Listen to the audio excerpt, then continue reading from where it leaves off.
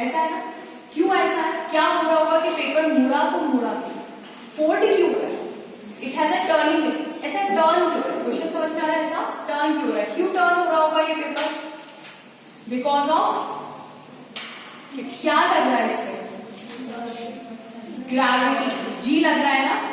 इसका मतलब देखो ये पेपर ऐसा मुड़ा हुआ है ना, क्यों? क्योंकि इस पे क्या फोर्स लग रही है?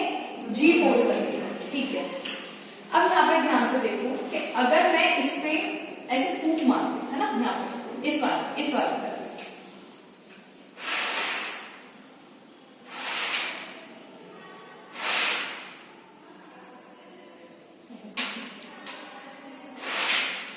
दिख रहा है आपको क्या हो रहा है?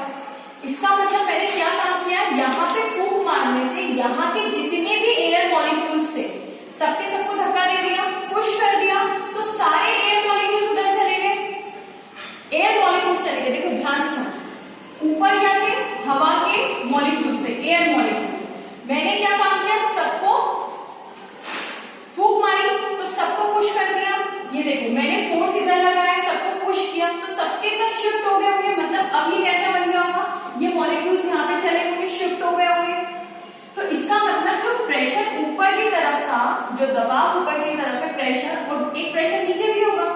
तो क्योंकि मॉलिक्यूल्स नीचे से थोड़ी ना हटे, मैंने नीचे फूंक नहीं मारी, मैंने ऊपर मारी, मैंने ब्लो ऊपर की तरफ किया, तो क्या हुआ होगा कि यहाँ के सारे मॉलिक्यूल्स हट गए हवा के, तो यहाँ का प्रेशर कम और यहाँ का प्रेशर ज्यादा, नीचे का प्रेशर ज्यादा होगा।